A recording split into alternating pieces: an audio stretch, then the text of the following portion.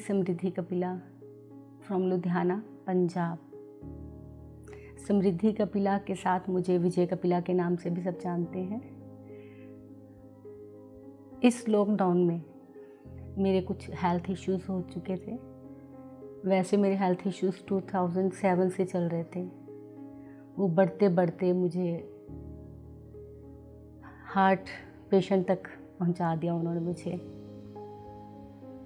तो समझ नहीं आ रही थी कि मेडिसिन मुझे शुरू से ही ऐसे इफ़ेक्ट देता था कि ये खाना मेरे लिए बहुत मुश्किल होता था कि कुछ ऐसा हो कि मुझे मेडिसिन ना खानी पड़े और कुछ भी हो जाए। प्रिकॉशंस लेना मेरे लिए ज़्यादा अच्छा रहता था। उस चक्कर में सबसे पहले जब मुझे ज़रूरी लगा था तो मैंने एलोपैथी मेडिसिन ली। उसके बाद मैंने केरला से आयुर्वेदिक मेडिसिन भी ली, वो भी मुझे सूटेबल न रही।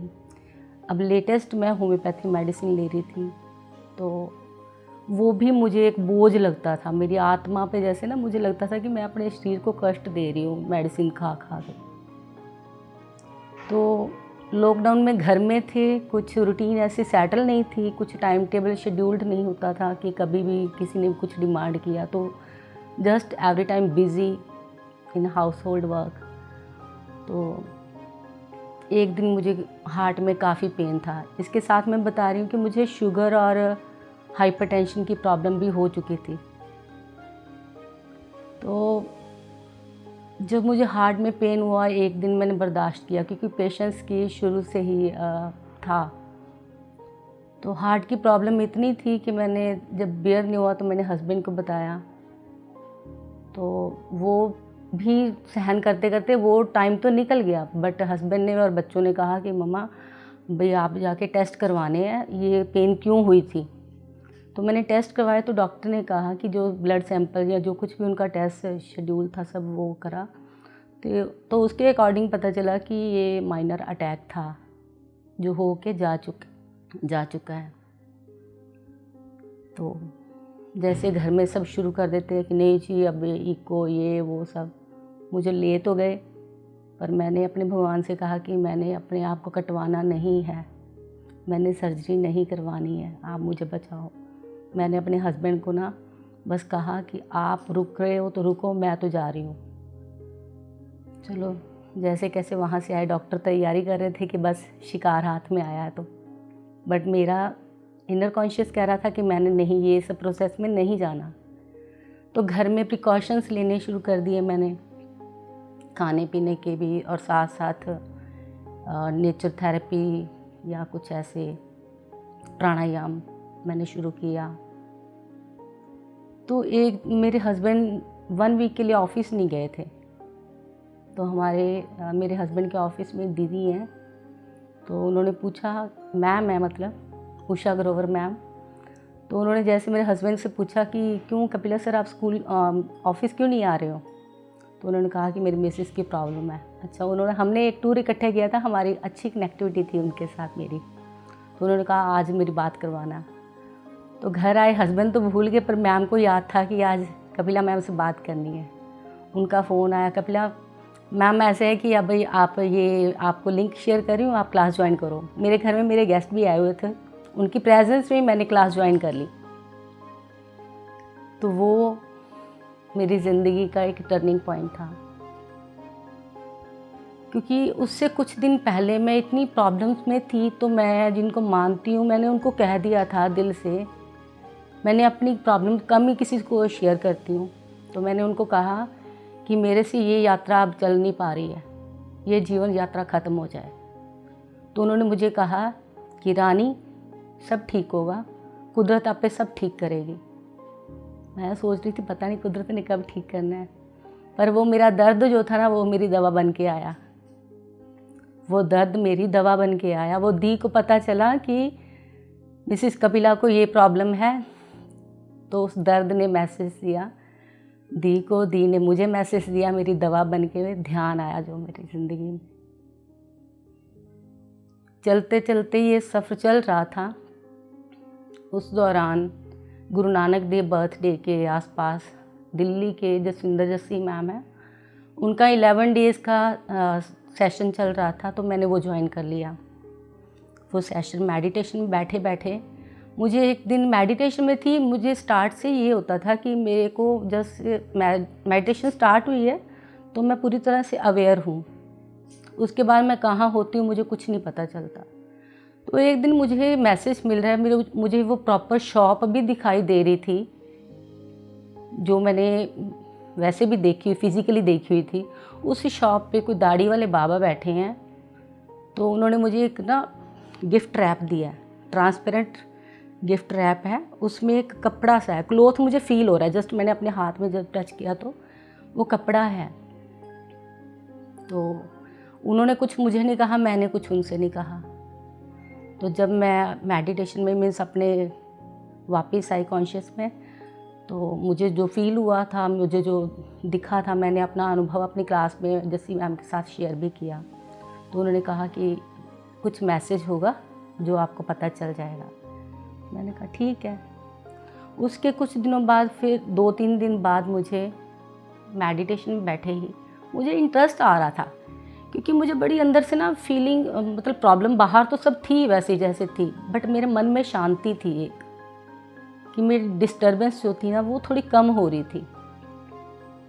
तो मुझे मेडिटेशन में बैठे बैठे एक दिन फिर वो उस मैसेज का, उस ध्यान में जो एक्सपीरियंस हुआ था उसका मैसेज मुझे ये हुआ था कि तूने डिमांड करी थी ना कि ये यात्रा यहीं पे ख़त्म हो जाए, वो वहीं पे ख़त्म हो गई। और नेचर ने मुझे वो नया जीवन एक कपड़े के रूप में मैसेज दिया कि ये शरीर तेरा अब नया जन्म है। दोस्तों, मैं इतनी लकी हूँ। उसके बाद साइड बाय साइड मुझे JTTP 3 मिला। फटाफट, जैसे कहते ना, एक एयर टिकट ली, एक सफ़र किया, अगले से अगला, अगले से चल से चल।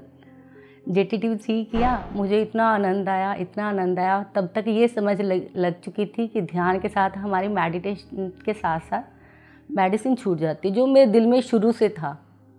तो मैंने टारगेट लिया कि 1 साल के अंदर अंदर मैंने विदाउट मेडिसिन होना है, इतना ध्यान करना है। वर्किंग हूँ, टाइम तो नहीं मिल पा रहा था, बट मैंने फिर भी कंटिन्यू रखा वो। JTTP 3 के बाद मैं सोच रही थी कि अब गाइडेड मेडिटेशन तो नहीं है, मैं क्या करूं। फिर मैंने अलग अलग जूम सेशंस ज्वाइन कर करके अपने को कंटिन्यू रखा उसमें। बस यही 1 घंटा बैठना है। फिर जो एक्सपीरियंसेस होते थे या जो कुछ मेरे में चेंजेस आ रही थी, वो अपने फ्रेंड सर्कल में मैं शेयर करती थी।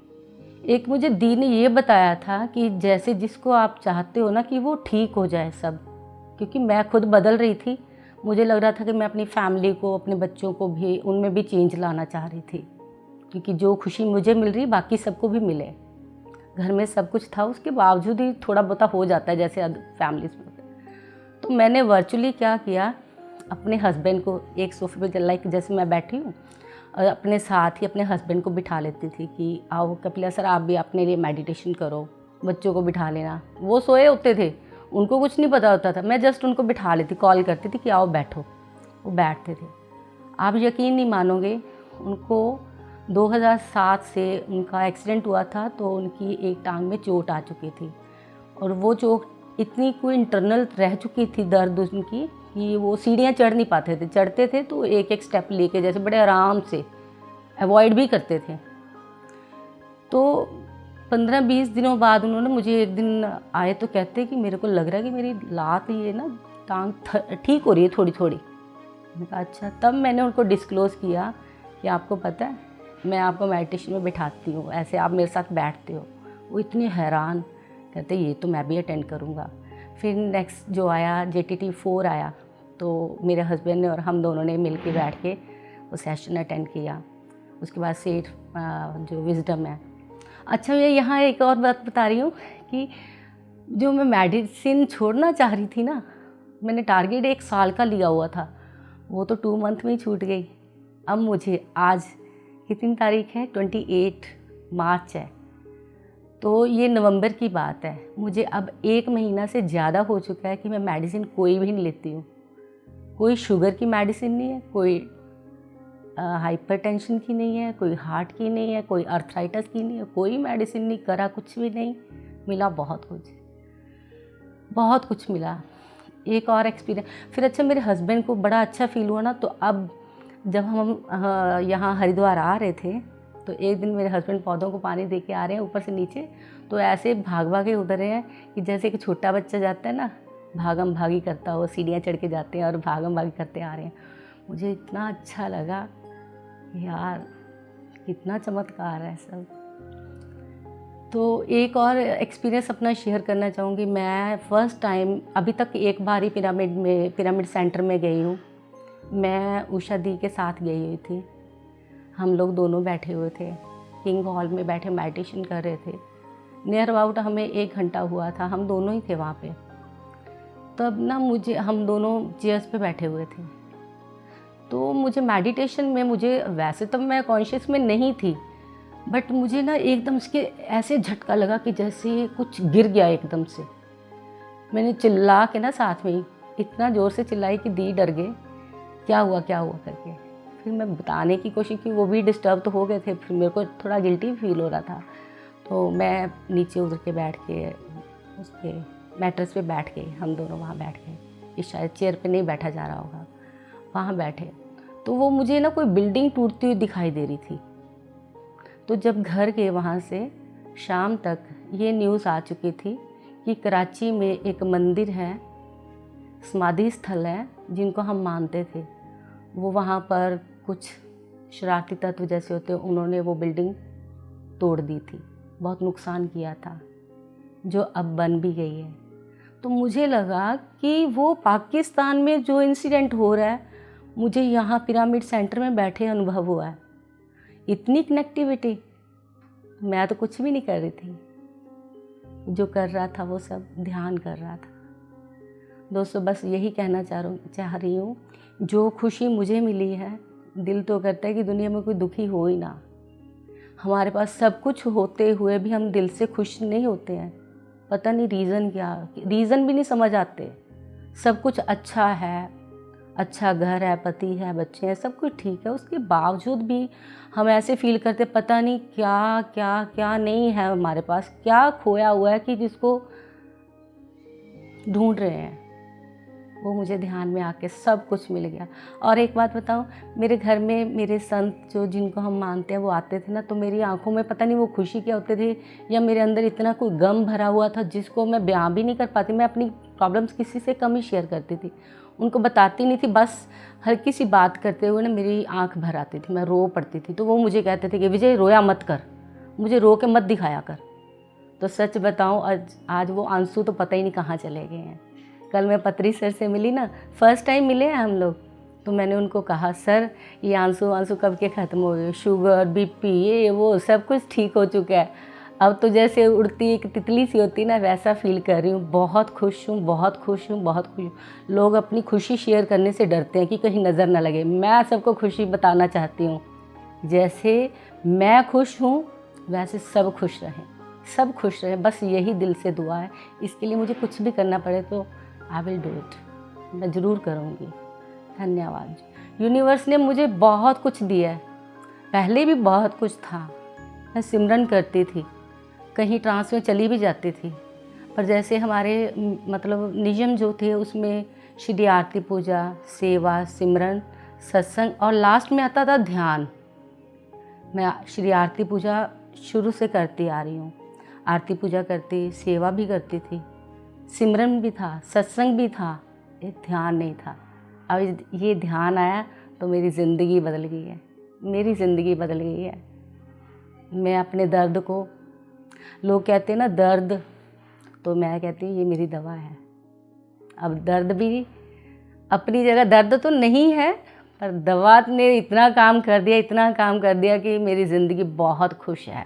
मैं बहुत खुश हूँ, मैं मज़े में हूँ, मैं मज़े में हूँ। Thank you, thank you, thank you.